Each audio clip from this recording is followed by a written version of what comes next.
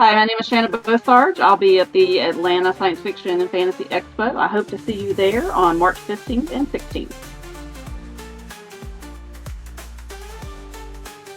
All right, so my name is Shannon Bosarge. I am from the South Cobb area near Marietta. I live in Mableton. I've lived here all my life. And I am a published author with 2 books in a medieval fantasy genre. And I am in the process of writing my 3rd one. So it's the series is called The Elemental Union, and like I said, there's going to be 3, maybe 4 books.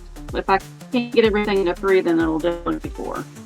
So it's medieval fantasy, so I kind of equate it to Lord of the Rings or The Witcher or Game of Thrones. That's what I consider a medieval fantasy. So it could be epic or a little bit more dark. Mine is there's no dragons, there's no vampires or anything like that, but there are. It is magic, elemental magic, swords and sorcery, demons. It's pretty realistic as far as it's not a lot of fantastical stuff in it, but definitely it takes you to another world. So, no, it's all made up. It's all made up in my head. I created maps and a whole world building. I started about 20 years ago, just kind of, playing around with the story, and it just evolved over time. It started off as a historical romance, and I got stuck on the history, so I decided to make my own history. So I made up my own world, my own mythology, everything. So it's all fantasy. I never aspired to be an author. I didn't actually like writing that much, but I love to read. And after I read a book, I didn't want it to end. I wanted it to keep going. So I would kind of write stories in my head for the characters and just continue on. I guess it was a form of fan fiction, but I never wrote it down. And so I kind of started creating the stories myself with my own characters. And as I said, I started off with historical romance with Sterling and Brom. They were my 2 main characters, and they have evolved over the years from that historical romance to where I am now, but they've been with me the whole time. And I did start writing about 20 years ago. So, I just kind of wrote to a web blog for myself.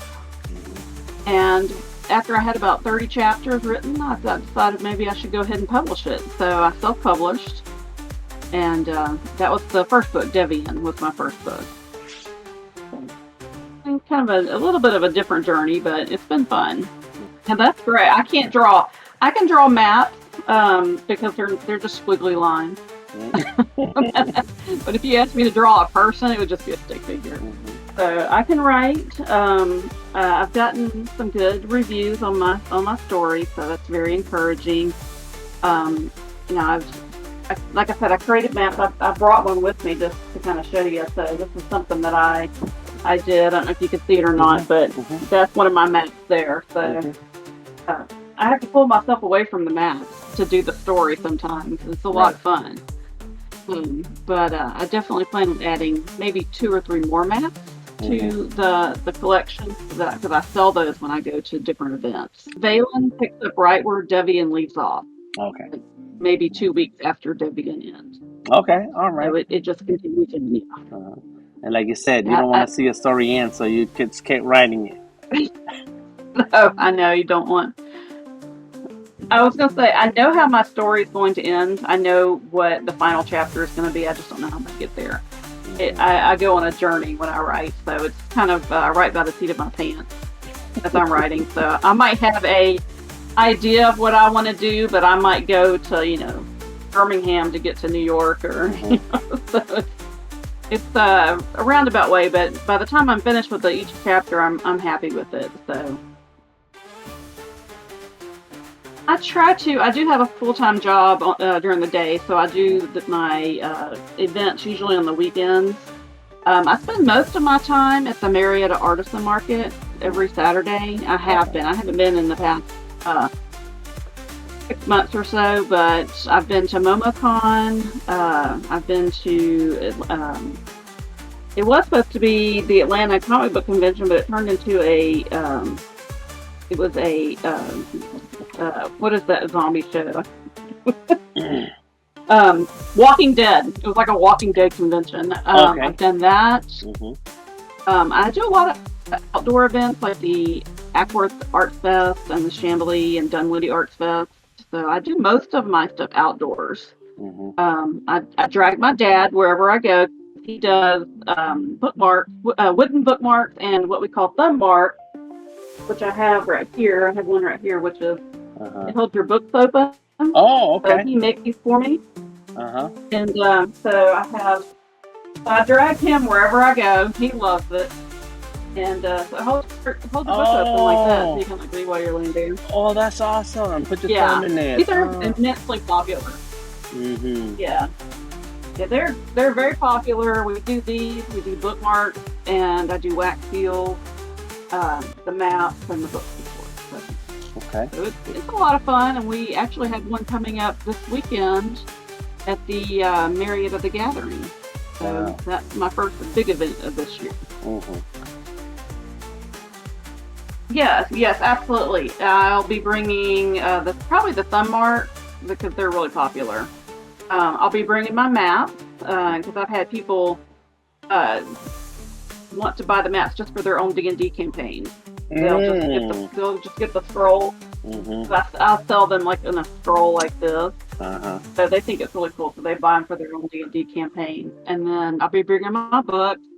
And I don't know if I'm gonna have enough room for the wax seals because they do take up a lot of room. But I'll definitely have the books, of course. That's why I'm mainly there, and then the thumb marks and a few other things. You know, it's always evolving. Like sometimes I have this world and I've created this terrain and everything, and then I'm like, I wish I would have done it that way. I can't change it now because I've already written the story, but I can create that area in another place because I haven't been there before. So I added, in the second book, I added a whole swampy area. And then and it's always part of the story itself. Most of it's just your normal plains and you get your cities and stuff like that. But the areas that get spotlighted are really part of the story. They kind of affect how the story plays out. I just wrote a scene with a river that has basically a wall of fog that blocks anything on the other side. And it's called the Endless Fog, and it's always there. It never goes away. So it plays a part of the story. So anytime I spotlight that terrain or parts of the map, it's significant to the story itself. When I first started writing, I had no idea what I was doing. And I had just a friend doing my editing. And then as I actually decided to publish, I went with a freelance editor and we worked together for several years. And then when I did Valen, my second book, I actually went with a professional editing company. And they really helped me out. I used Embers Igniting. They, showed me where my weaknesses were and my strengths were. And I got back my story. I think I rewrote 2/3 of Valen when I got it back. So I had to redo my entire magic system and all kinds of stuff. So it was good. It was really a good experience, and I'm glad that I did that because it would have been, not as good a story as it is now. So I'm glad that I did that. Well, like I said, I do a lot of stuff by the seat of my pants. So just like when I was figuring out how to create my own publishing company, I was watching videos as I was doing it. So the advice I would give myself is do a little bit more research before you jump in. So, and then invest in the right tools early on. I use a lot of external pieces of software like Notebook LM, Grammarly, Aeon Timeline. Getting those at the very beginning would have helped me tremendously. So of course they weren't around at that time, but knowing what's out there as far as resources is helpful too. I am at shamibopublishing.com, so that's SHAMIBO mibopublishing.com. It's just my first, middle, and last name. So, yeah, when I was trying to come up with the name of my company, I struggled with it, and I just came up with that. So it worked out.